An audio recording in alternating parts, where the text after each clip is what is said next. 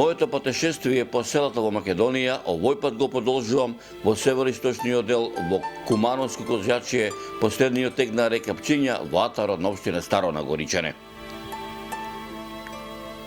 Многу пати сум поминувал по магистралниот пат Куманово Крива Паланка, а исто така безброј пати вниманието ми го привлекувало карпестото било на некогашниот вулкан и богами неколку патокази на населени места, меѓу кои и патоказите Зебрењак, Пелинце, Старо Нагоричане и многу други, а посебно овие наброените. И решив да ги посетам овие населени места, да ги видам, да дознам за нивното досегашно битисување што се вели. И тргнав напад што се вели. Прва дестинација, ако можам така да речам, попатно ми беше местото викано Зебрењак. Многу пати сум слушнал за него, многу писанија сум прочитал, безброј фотографии сум видел, ама досега не сум бил. Не сум го видел со своји очи што се вели. Ете, по народски кажано, му дојде редот и на ова место. Му дојде редот на ова возвишение од околу 500 метри, каде што на ова возвишение се наоѓа монументална камена градба, монументален споменик на историјата, обележје каде што пред точно 102 години започнала првата Балканска војна на територијата на Македонија, првиот воен судир помеѓу тогашните воени сојузници и Отоманската империја, но се разбира не само за протерување на Отоманската војска и владење на Отоманското царство, туку и поделба на Македонија. Кога дојдов да врвот на ова возвишение, навистина бев импресиониран од панорамата, од гледката која ја имав пред себе, од хоризонтот кој ме окружуваше. Невидена убавина. И додека со поглед непрекинато гледав во далечината, се до онамо каде што гледа моите очи, во моите мисли за миг ми се врати дел од блиското минато, дел од историјата која ми ја раскажуваше веќе сега 20 на години покојниот мој дедо Петре, за воените збиднувања кои се одвивале овде точно пред 102 години, а како мобилизиран војник во српската војска бил и неговиот татко Здраве. Бога ми како сега да го слушам како ми раскажуваше. Внучко мој, ми велеше. Мојот татко ми велеше, дете мое, таа 12-тата година, додека сум жив, никогаш нема да ја заборавам. А за да не се заборави што татко ми го раскажуваше, ти го кажувам и ова тебе, внуче мое, да запамтиш, а и ти да им го пренесеш на твоите деца. Мојот татко Здраве ми велеше, дедо ми, дека во тоа време војувал на српската страна, на некое место далеку од Кумановскиот крај, кој се викал Зебрењак, каде што крв се леело до коленици. Ми велеше генералите, аѓутантите, офицерите, подофицерите и оние поснаодливите, меѓу кои бил неговиот татко, биле на едно од најголемите возвишенија од неколкуте кои ги имало во околината, од каде се гледало се саде крв, се саде војска, се саде убиени, купишта изгинати и наши и нивни греои невидени беа. Во долгата приказна за таа далечна 12-та година, која мојот прадедо Здраве Костич, родом од прилепското село Рилево, му ја раскажувал на мојот дедо Петар Костевски, син на Здраве, сега јас дел од таа приказна ќе се обидам да ви ја раскажам вам. Се присетив на неговата желба, на неговиот аманет кој го оставил на мојот прадедо, за желбата на неговиот татко, за неговата животна желба да дојде уште еднаш на местото каде што војувал, да се поклони кон хероите, кон воините кои најмногу ги имало од Македонија. На аманетот него кој го оставил на поколенијата кои ќе дојдат по него, ако не може тој на ова боиште да дојде, еден ден да дојдат неговите внуци и правнуци. Ете горд сум што јас, неговиот правнук, ќе му го исполнам дадениот аманет, неговата желба и ќе се поклонам кон воините, хероите, каде што и мојот прадедо Здраве точно пред 102 години овде војувал на ова боиште. Како што со мојот поглед правев обиколка кон хоризонтот што ме окружуваше, кон некогашното боиште, така пред мене се појави, така да речам, една монументална камена градба, спомен кон стварницата Зебрењак. Колос од камен, колосот камена градба, налик на римскиот колосеум. Импресиониран бев од архитектонската пластика, која не само што се сопаѓаше со околината, туку ништо немаше изгубено од историските настани од пред 102 години, како настанот уште да трае. Спомен костурницата на Ридот Зебрењак е монументално и триумфално спомено бележје кое е подигнато во слава и чест на загинатите војни во српската војска во текот на Кубановската битка во Првата Балканска војна во 1912 година, во која војска имали македонци. Споменикот е подигнат во 1937 година на локацијата на самата борба Ридот Зебрењак и Кубаново во тогашната Вардарска бановина во Југославија, денешна Република Македонија. Споменикот е свечено осветен на 31 октомври 1937 година на 25 годишнината од победата во Кубановската битка од страна на српскиот митрополит Јосиф, нишкиот епископ Јован и рашко-призерскиот епископ Серафим. Споменикот на Зебрењак е изграден од најтврд базалт и армиран бетон. Имал облик на кула со висина од 49 метри. Тоа бил убедливо највисокиот споменик во тоа време не само на територијата на кралството Југославија, туку и на целиот Балкан. На приземјето се наоѓа простории со посмртни остатоци. Над нив се наоѓал простор поделен во 9 одаи во кои биле сместени музеолошки поставки. Над подношјето на споменикот, 18 метри од земјата, се наоѓала меморијална капела до која се стигнувало со отворена спирална рампа. На секој агол од спиралната стаза стоеле сталки со оригинални топови кои се користени во битката. Железни скали воделе во простор над капелата во која биле поставени дрвени храстови слуби, кои ги спојувале 5 спратови на високата кула со бетонските галерии. На самиот врв на кулата, под самата кровна конструкција, се наоѓале светилки кои во текот на ноќта ја осветувале околината. Монументалниот споменик на Ридот Зебрењак кај Куманово е срушен на самиот почеток на Втората светска војна од страна на бугарскиот окупатор кој во тоа време ја окупирал Македонија.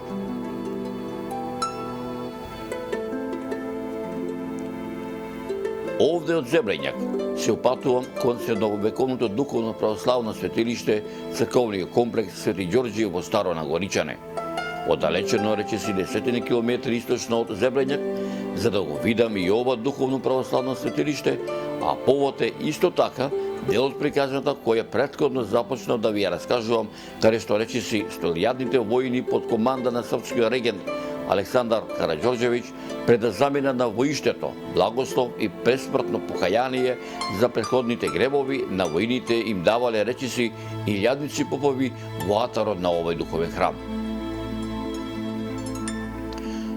Но пак ќе додадам, сето ова што ви го раскажувам е според приказната која ми ја раскажа пред 20 на години мојот дедо Петре Костич, односно Костевски, чие презиме со гордост го носам јас и моето семејство.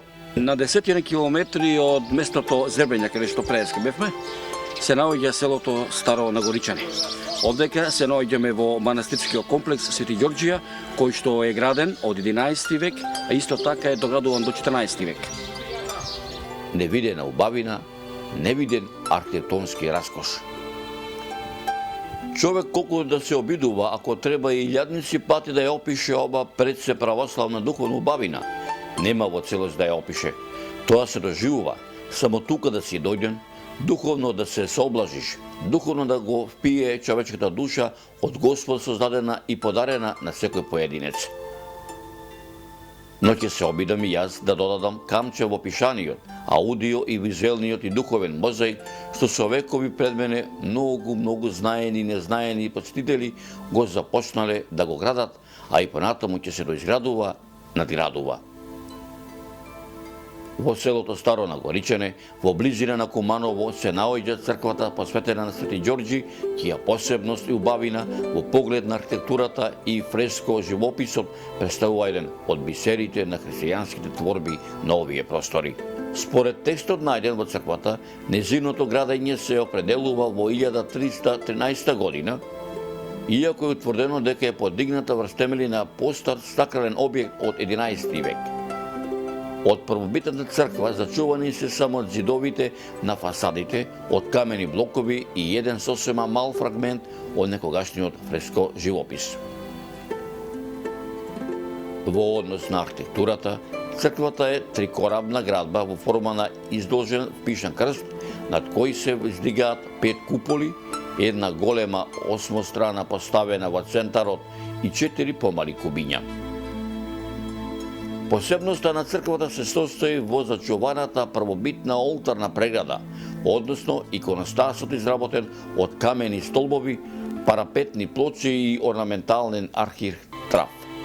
Тука е забележан единствен пример на изработка на икони во фреско техника во Македонија, со тоа што лево и десно од царските двери се представени ликовите на Свети Ѓорѓи и Богородица Пелагонитиса. Неодминливото значење на овој културен духовен споменик лежи во зачуваниот фреско живопис, изработен од познатите зографи Евтихи и Михајло, кои како автори се јавуваат и во црквата Света Богородица Перивлептос, позната како Охридскиот Свети Климент, манастирот Свети Никита на Скопска Црна Гора, но и во голем број објекти во соседните балкански земји. Фреско живописот е изработен во палеолошки стил од 14 век, со нагласена наративност, но изразена суптилност, фино стилизирање и одмереност во изразот. Впечатливи се портретите на ктиторите на црквата, кралот Милутин и неговата млада жена Симонида. Црквата изобилува со представи на ликови на светители, сцени од животот, страдањата и чудата на Исус Христос, како и илустрации на календари. Изградбата на првобитната црква Свети Ѓорѓи од 11 век е поврзана со легендата за пустиножителот Прохор Пчински, кој што живеел во близина на денешната црква. Пештерата из Постница е реконструирана и доста посетена.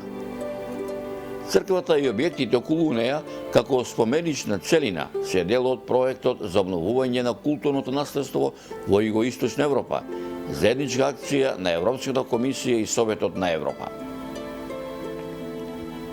Од средновековното православно светилиште, црквата Свети Ѓорѓи се упатуван кон туристичкиот комплекс Пелинце, кој се наоѓа исто така источно на 10 километри од Зебрањак и 8 километри од селото Старо Нагоричане, на само 1 километар од селото Пелинце, а на само 2 километри исто така источно од многовековното македонско православно духовно светилиште манастирскиот комплекс Свети Прохор Пчински, до некаде да биде барем туристичко-историски комплетна.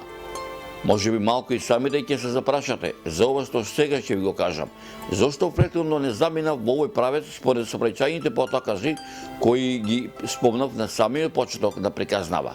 Ами сега, пред да ви откријам за што станува збор, сакам да ви посочам дека сакам малку туристичко-историски хронолошки да ја подредам ова моја приказна за овој крај.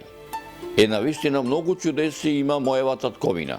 Колку убавини има мојава Македонија. Може би нема да ми замерат големите туристички работници и маркетинг агенции, но ќе им препорачам, донесете ги туристите во Македонија. Нашинците овде во Македонија и овде во Кумановско Козјачие, во средното течение на река Пчиња. Ова е вистински рај. За момент ве оставам да уживате барем малку во убавината на културно-историскиот и спортско-рекреативниот центар туристичкиот комплекс Пелинце во Кумановското село Пелинце. А за културно-историски и спортскиот рекреативен центар, туристичкиот комплекс Пелинце, кој е посветен на првото заседание на АСНОМ, одржано на 2 август 1944 година во манастирот Свети Прохор Пчински, може би ќе кажете, ете пак историја. Да, пак историја. Па историја сме сите ние. Па нели историјата ја создаваа нашите предци? Па наша е македонската и ничија друга. А Бога ми има што да се види. Навистина се гордеам што сум овде, еден од околу 300 членови, колку што брои мојот род, моето колено, родот Костевци, по кое го носа моето презиме. Сите од памтивека македонци, па речиси по неполни 103 години, после војнот на мојот дедо здраве, ете јас дојдов во регионот, каде што од 1912, па 1913, па 1914, 1915, 16, 17, 18, со мала пауза 41, 42, 43, па 44 година било боиште и год сум што сум тука во мојата татковина Македонија. Новиот меморијален музеј е изработен според проектот на архитектот Ѓорѓе Константинов, а монументалниот мозаик на фасадата е дело на нашите современи уметници Рубен Скорубин и Илија Пенушлиски. Поставката е направена амбиентално и автентично, како во времето кога се одржало првото заседание на АСНОМ на 2 август 1944 година во манастирот Прохорчински. На ова заседание присуствувале 116 делегати од Вардарскиот, Егејскиот и Пиринскиот дел на Македонија. Покрај нив учествувале и шефовите на англиската и американската воена мисија, акредитирани при главниот штаб на Народно-ослободителната војска и партизанските одреди на Македонија. Заседанието било отворено од најстариот член на собранието Панко Брашнаров, на кое биле донесени важни одлуки и решенија кои ги удрија темелите на македонската држава. Со првото заседание на АСНОМ се обележува почетокот на постоењето на сегашната Република Македонија како слободна држава во Федерација со југословенските народи, а од 1991 година како самостојна држава. Се разбира, приказнава која ја запознав со аманетот на мојот прадедо здраве нема да биде комплетна ако не прошетам низ културно-историскиот и спортско-рекреативниот центар, туристичкиот комплекс Пелинце, да ја видам складноста на овој комплекс со природниот колорит. А се разбира, моите импресии од ова туристичка дестинација немаше да бидат комплетни ако не пробав од храната и специјалитетите сготвени според рецептите на старите баби од овие краишта кои од памтивека се готвеле овде, а сега приготвени во истоимениот ресторан Пелинце, залејани со домашна козечка сливова, препек и мелем за душа ракија и домашно козечко вино, старо и по неколку децении.